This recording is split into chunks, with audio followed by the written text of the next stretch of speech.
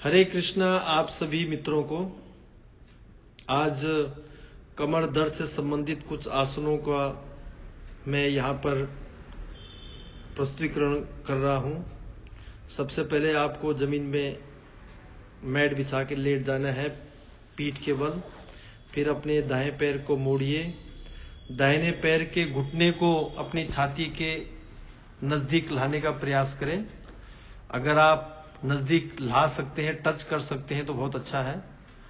सांस की गति को सामान्य रखें। सर आप नीचे रखेंगे, जैसे पवन मुक्तासन में हम अपनी ठुड्डी को, अपनी चिन को जो है घुटने पे लगाने का प्रयास करते हैं। इसमें आपका सिर नीचे ही रहेगा, सारा शरीर शिथिल रहेगा। कोशिश करनी है कि ये जितने भी आसन मैं आपको यहाँ पर बता रहा हूँ, आपको दिखा रहा हूँ, इनको आपने सामान्य तरीके से और धीरे धीरे करना है। झटके में और जल्दीबाजी में कोई भी आसन नहीं करना है, अन्यथा आपका कमर का जो दर्द है वो बढ़ सकता है और उसके साथ में और भी परेशानियां हो सकती हैं। अभी का जो समय है, इस समय पे जो है लगभग 60 से 62 करोड़ लोग पूरे विश्व में कमर के दर्द की समस्या से परेशान हैं और इस समस्या से जूझ रहे हैं। और आने वाले समय में एक स्टडी के अनुसार आने वाले समय में ये समस्या और बढ़ सकती है। जो इस पे लेटेस्ट स्टडी हुई है उसके अनुसार सन 2050 तक लगभग 85 से 90 करोड़ के बीच में ये कमर दर्द की समस्या से जूझ रहे लोगों की संख्या बढ़ सकती है। तो बहुत कुछ हमारे ऊपर निर्भर है कि हम कैसे इस चीज से निजात पा सकें। अगर हम डेली प्रतिदिन सुबह या समय निकाल करके शाम को योग का अभ्यास करते हैं तो निश्चित ही हमारे शरीर की जो मांसपेशियां हैं, हमारे शरीर की जो मांसपेशियां, उनको जो है बल मिलेगा, वो स्वस्थ होंगी, हमारा शरीर सुडौल होगा। शरीर को जो है, हमारे शरीर में जितने भी अंग हैं उन सबको जो है ऑक्सीजन की भरपूर मात्रा मिलेगी।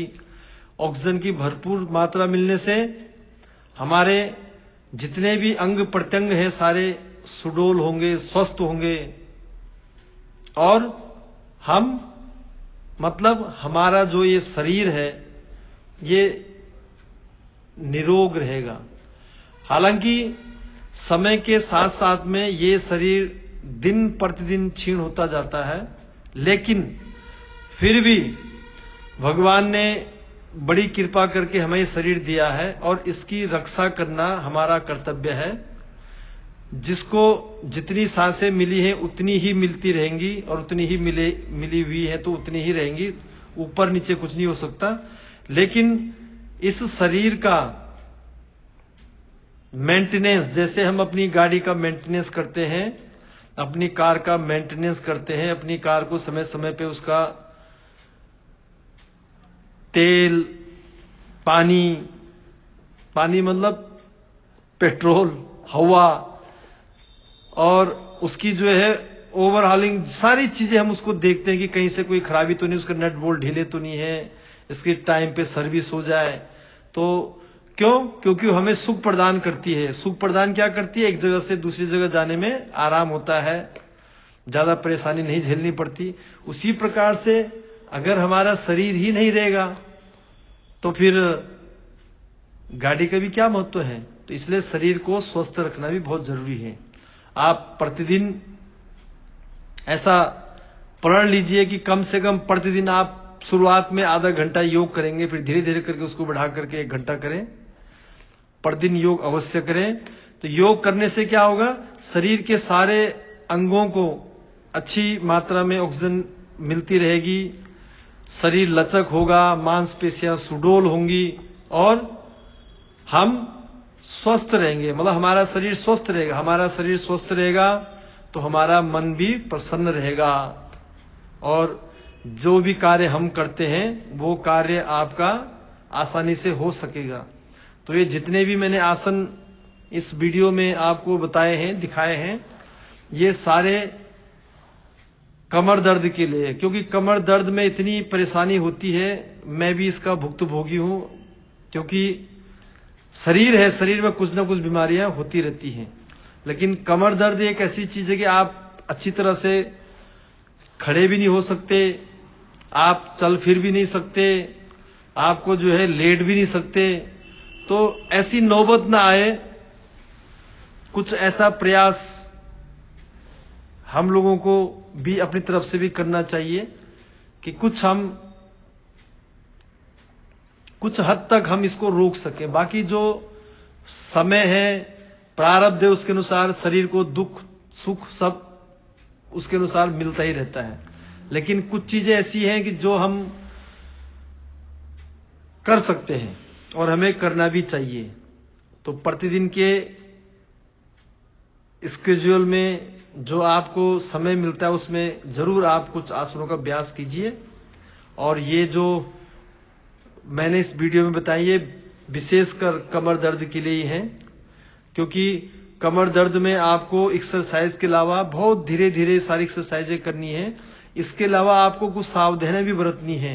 आप जितना हो सके आगे की तरफ कम झुकें, आगे की तरफ झुकने का प्रयास न करें। अगर आपको कुछ झुक के कोई चीज लेनी है तो बेहतर है आप जमीन में बैठिए, जमीन में बैठ करके फिर उस चीज को आराम से लीजिए। उससे भी आपको जो बहुत राहत मिलेगी।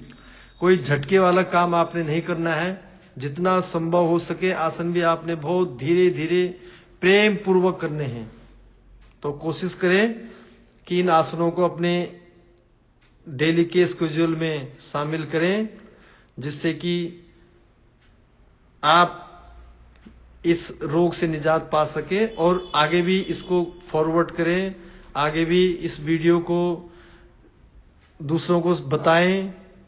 आप खुद योग करेंगे तो दूसरा भी आपसे इंस्पायर होगा, और इंस्पायर होने से वो भी धीरे धीरे करके कुछ ना कुछ करता रहेगा।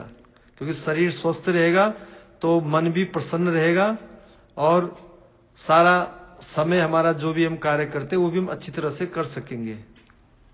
आपसे निवेदन, आपसे विनती है, कृपा करके इस चैनल को सब्सक्राइब करें, कमेंट करें, और जितना हो सके आप इसको शेयर भी कीजिएगा। आपकी बहुत बड़ी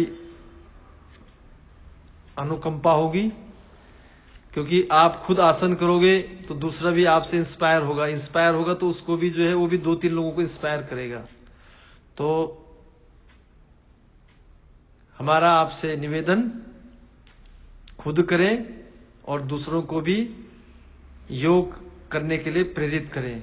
अपने खान पान को स्वस्थ रखें, अपनी दिनचर्या को एक नियम के अनुसार बना के रखें। निश्चित ही आप हमेशा स्वस्थ रहेंगे, मस्त रहेंगे, प्रसन्न रहेंगे। इसी प्रकार से भगवान आपके ऊपर विशेष कृपा बरसाए रखेगा। हरे कृष्णा हरे कृष्णा कृष्ण कृष्ण हरे हरे, हरे राम राम राम हरे हरे। नित्य जपिए और प्रसन्न रहिए। हरे कृष्ण।